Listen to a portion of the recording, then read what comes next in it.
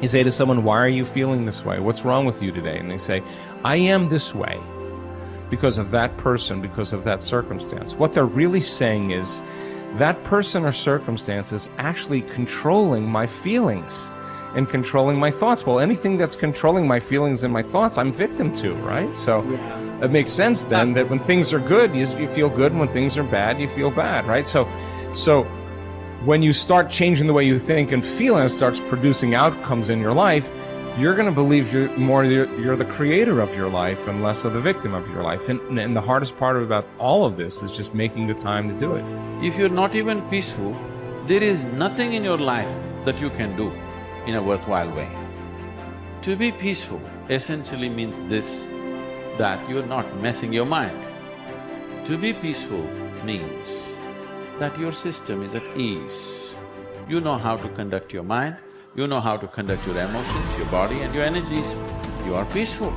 If you change the picture in your mind, you change the chemistry, you change the fate. So I'll give an example.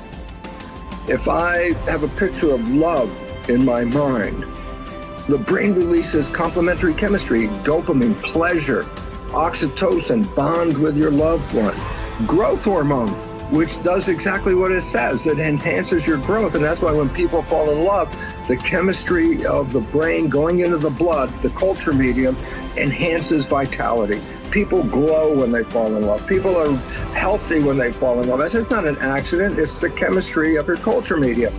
But now I say, but wait, what if I have a picture of fear? I go, oh, well, love chemistry doesn't come out when fear is in the picture. The brain releases stress hormones and factors that affect the immune system and growth of the system. And I go, oh my goodness. I say, why is it relevant? Changing my thought changes my chemistry. The chemistry adjusts my biology.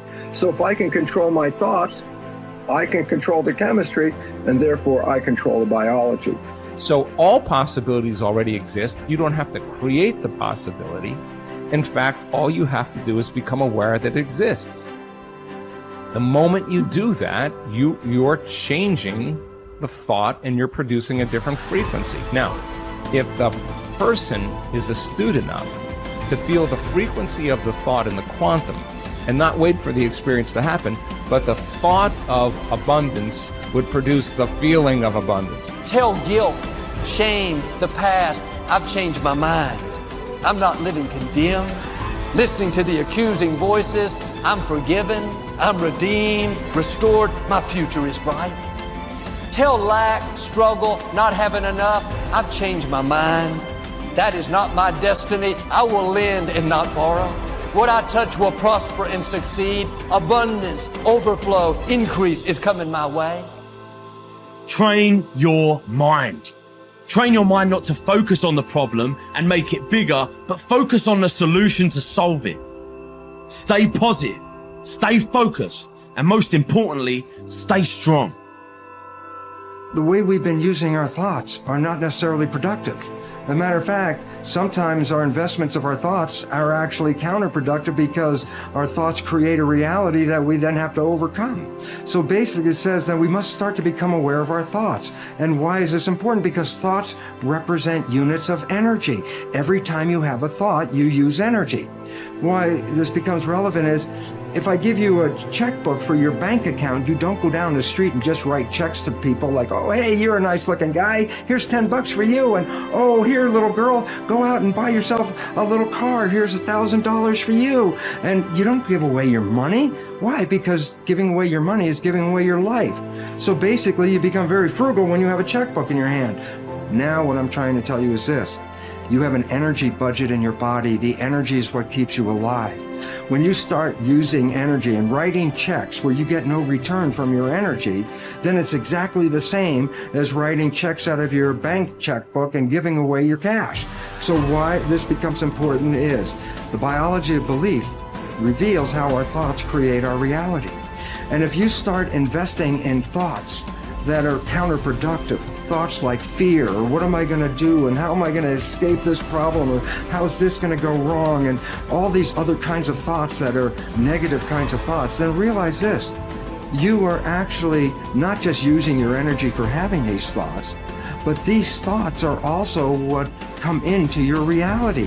What you focus on with your thoughts, your brain will manifest as reality. James from Harvard said, believe and your belief will create the fact.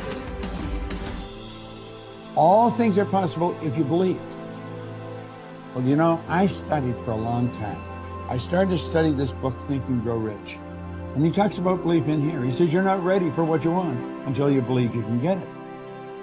I found that the only two sources of reference we could go to find out anything about ourselves is science and religion. They all say you've got to believe. So I got figured out, how do you believe? How do you change a belief? Interesting subject, because I'm going to tell you something. Your results are nothing but the manifestation of your belief system. Well, our belief system, now listen carefully, is based upon our evaluation of something. And frequently when we reevaluate a situation, our belief about that situation will change. Let me repeat that. Our belief system is based upon our evaluation of something. Frequently, if we reevaluate a situation, our belief about it will change. I began reevaluating who I was. I started to study. I never stopped studying. And I found as I reevaluated, I had a much higher opinion of myself. I found out things about me that I would have never believed if you had told me. The power that's locked up within us, the marvelous system we've got. Do you know the blood circulates through your veins every 33 seconds, through hundreds of miles of passageway? Bang, just like that, clears all the food in and all the garbage out. Stop and think of the central nervous system. It's the most complex electrical system in the world. And you've got it. Think of your brain, an electronic switching station like that. You can change the vibration of yourself and everything around you. We have awesome powers, and it's all based on what you believe about you. Nothing is so embarrassing as watching someone do something that you said could not be done. People who embrace possibility thinking are capable of accomplishing tasks that seem impossible because they believe in solutions. When you believe you can do something difficult and you succeed, many doors open for you. Big thinkers are specialists in creating positive, forward-looking, optimistic pictures in their own minds and in the minds of others. If you embrace possibility thinking, your dreams will go from molehill to mountain size, and because you believe in possibilities, you put yourself in position to achieve them. The winners in life think constantly in terms of I can, I will, and I am. Losers, on the other hand, concentrate their waking thoughts on what they should have done or what they don't do. If you believe you can't do something, then it doesn't matter how hard you try, because you've already lost. If you believe you can do something, you have already won much of the battle. The first step in becoming a possibility thinker is to stop yourself from searching for and dwelling on what's wrong with any given situation.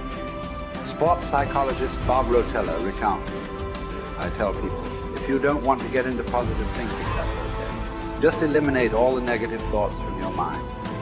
Whatever's left will be fine. If possibility thinking is new to you, you're going to have to give yourself a lot of coaching to eliminate some of the negative self-talk you may hear in your head. When you automatically start listing all the things that can go wrong or all the reasons something can't be done, stop yourself and say, don't go there. Then ask what's right about this. That will help to get you started. And if negativity is a really big problem for you and pessimistic things come out of your mouth before you've even thought them through, you may need to enlist the aid of a friend or family member to alert you every time you utter negative ideas. One of the best ways to cultivate a possibility mindset is to prompt yourself to dream one size bigger than you normally do. Let's face it, most people dream too small. They don't think big enough. Henry Curtis advises, make your plans as fantastic as you like, because 25 years from now they will seem mediocre. Make your plans 10 times as great as you first planned, and 25 years from now you will wonder why you did not make them 50 times as great. If you push yourself to dream more expansively, to imagine your organization one size bigger, to make your goals at least a step beyond what makes you comfortable, you will be forced to grow. And it will set you up to believe in greater possibilities. Most people want their lives to keep improving, yet they value peace and stability at the same time. People often forget that you can't improve and still stay the same. Growth means change. Change requires challenging the status quo. If you want greater possibilities, you can't settle for what you have now. When you become a possibility thinker, you will face many people who will want you to give up your dreams and embrace the status quo. Achievers refuse to accept the status quo.